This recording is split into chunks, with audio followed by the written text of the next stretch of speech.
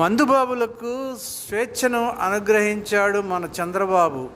ఈ రోజున 5 సంవత్సరాలు మందు అంటే ఏంటో తెలియక, అంత ఖరీదు పెట్టి తాగలేక మరి ఎంతో ఇబ్బందులకు గురైనటువంటి ఈ యొక్క రాష్ట్ర ప్రజలని మరొకసారి మత్తు మందులోకి దిగజార్చబోతూ ఉన్నాడు.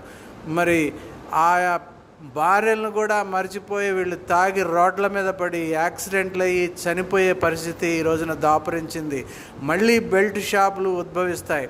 మరి ప్రజల్లో అశాంతి, కుటుంబాల్లో అశాంతిని నెలకొల్పే విధంగా మందుని స్వేచ్ఛగా యథేచ్ఛగా ఇస్తూ ఉన్నాడు.